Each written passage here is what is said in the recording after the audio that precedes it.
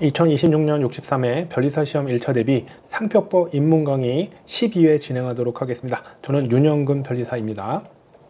자, 12회 강의에는 어떤 것들을 알려드릴까요? 자, 12회 강의에서는 우리 계속 33조 등록요건 5단계를 계속하고 있었습니다. 그 중에 자타식별력 기억나시죠? 우리 자타식별력 중에 중요한 규정이라 33조 1항에서 각 호를 규정하고 있는데 보관, 성현, 흥강기. 자, 요게 이제 제가 알려드렸던 암기 코드죠.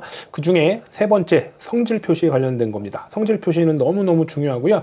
33조 1항 각호에서 제일 시험에 잘 나오는 것 중에 하나입니다. 그 3호는 도대체 뭐고, 그다음에 3호의 예시들 보면서 한번 이렇게 익혀보도록 하겠습니다. 자, 33조 1항 3호입니다. 자, 33조 1항 3호에서는 우리가 이제 여러 가지 내용 등이 있을 텐데 33조 1항 각호, 우리 아까 보관, 성현, 흥강기. 자, 여기 이제 상품에 여러 가지를 시기, 산지, 품질, 원재료, 효능 뭐 이런 게 쭉 돼 있죠. 자, 요거를 성질 표시라고 한다고 했죠. 어떤 상품의 성질을 나타낸다. 그래서 성질 표시라고 하고, 또는 우리가 이제 나중에 또 배우실 건데 이걸 기술적 표장이라고도 표현을 합니다. 무언가를 설명해서 서술한 거다. 그래서 기술적 표장이라고 합니다.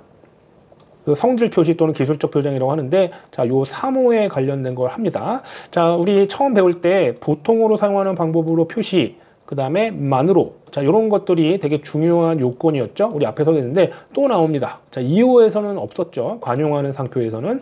근데 이제 3호에서는 또 나옵니다. 보통으로 사용하는 방법으로 표시, 보사방표, 그거만으로 이루어진 상표는 등록받을 수 없다. 그러니까 보사방표는 뭔지, 또 만으로는 뭔지 또 다시 한번 복습하면서 볼 거고요. 자, 성질 표시 같은 경우에는 왜 등록이 되지 말아야 되는지. 자, 그게 자타식별력과 관련된 거라고 했잖아요. 자타식별력은 누구나 써야 하는 거다. 이렇게 항상 말씀드렸었죠. 그래서 자타식별력, 되게 중요한 상표법에서 되게 많이 나오는 용어입니다. 자타식별력, 또 하나 중요한 기능이 뭐였죠? 자출. 그래서 자타식별력 출처 표시 기능. 그 중에 자타식별력 자체가 너무 중요해서 33조에서 규정을 하고 있는 겁니다.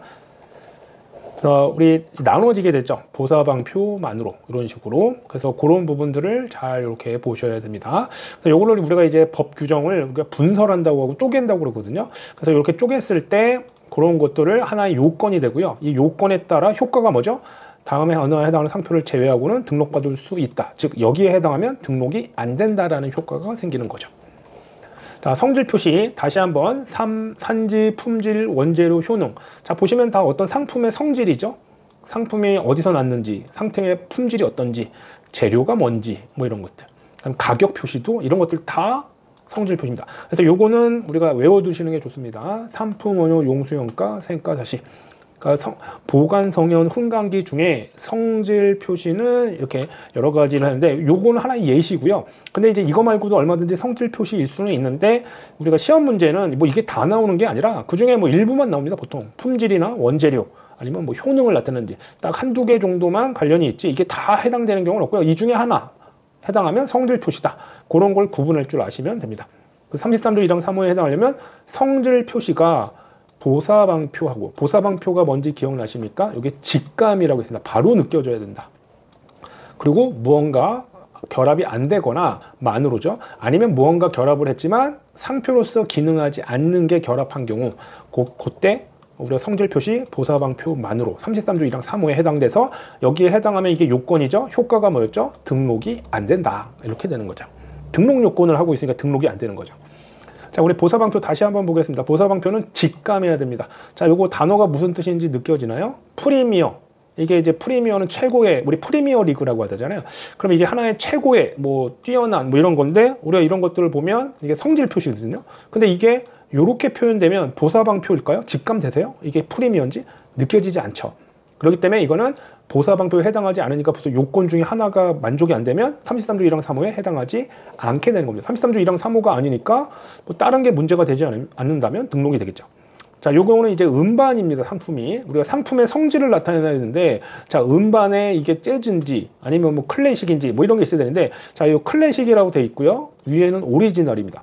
자, 요거까지는 딱 보면 성질 표시처럼 보여요. 근데 이제 하필이면 가운데 여기 이 표시 보이십니까? 이 노란색으로 표시한 부분.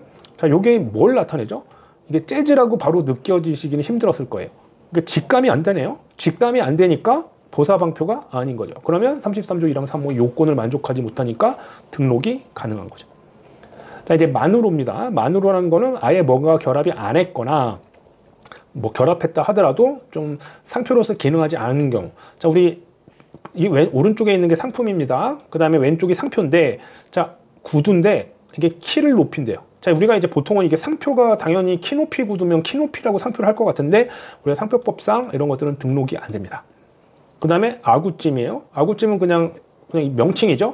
근데 거기 앞에 마산이라고 돼 있어요. 마산 아구찜 하면 이게 산지 뭐 이런 거거든요. 그러면 이게 아구찜이 결합했다 하더라도 아구찜 음식점에서 아구찜은 그냥 보통 명칭일 뿐이란 말이에요. 보통 명칭 우리 앞에서 배웠죠. 2로. 자타식별력이 없는 거예요. 상표로서 기능 안 해요. 그러니까 이게 결합해봤자 뭐가 없는 거나 마찬가지니까 이게 만으로 온 거죠. 그 다음에 갈비도 마찬가지예요. 갈비인데 이게 이제 포촌 이동, 그래서 어떤 산지를 나타내는데, 자, 이동. 갈비 뭐 결합해봤자 별거 다른 아니잖아요. 그냥 갈비라는 상품의 명칭이니까 역시 이거 등록이 안 되는 거죠. 이게 만으로예요. 자, 이것도 마찬가지예요. 시애틀, 커피. 그러니까 이게 결합했다 하더라도, 커피가 있다 하더라도 시애틀, 그냥 지리적 명칭이고 산지거든요. 그러니까 커피 전문점에 대비하면 이거 역시 성질 표시니까 만으로에 해당하게 되는 겁니다. 자, 그럼 이걸 등록받게 하는 방법이 있답니다. 어떻게 하냐? 만으로를 깨부수는 거죠. 여기 독특한 뭔가 도형이 결합했죠. 그 다음에 여기도 독특하게 방패 모양의 뭐가 있고요. 이상한 뭐 아구가 그려져 있네요. 그 다음에 여기도 이동갈비인데 이렇게 독특한 도형이 있어요. 그럼 이게 뭐뭐만으로라고 볼 수 없죠. 그렇죠? 그러면 이런 것들이 결합했으니까 만으로에 해당하지 않아요. 그럼 역시 3호에 해당하지 않습니다. 그러니까 보사방표도 만족해야 되고 만으로도 아니어야지만 33조 1항 3호에 해당돼서 거절이 되는 겁니다. 그 중에 하나라도 깨지면 3호에 해당하지 않아서 등록이 가능하게 되는 거죠. 이게 33조 1항 3호입니다. 자, 성질 표시, 보사방표, 만으로. 아시겠죠? 이거 되게 중요합니다. 33조 1항 3호가 제일 시험에 잘 나옵니다. 33조 1항 각호에서는요. 자, 다시 한번 상품원형 용수용가 생가사 시 성질 표시다. 자, 한번 예시를 또 몇 개 보면, 자, 페인트 판매 대행업이에요. No fire. 뭐 약간 도안이 돼 있지만 불이 붙지 않는다. 직감 되시죠? 아, 페인트가 불이 붙지 않는 성질을, 효능이 있네. 그래서 요거 33조 1항 3호 해당합니다. 뭔가 도안화된 게 뭐 되게 뭐 특징이 많아야 되는데 요 정도는 별로 안 본 거예요. 자, 그 다음에 사과예요. 근데 대구라고만 돼 있어요. 요거 산지겠네요. 그렇죠? 그 다음에 요거 이제 판례입니다. 2010년도인가 판례가 나온 건데, 자, 2008년도 판례입니다. 자, 이게 콘크리트의 약자예요. 근데 이제 칼라라고 돼 있네요.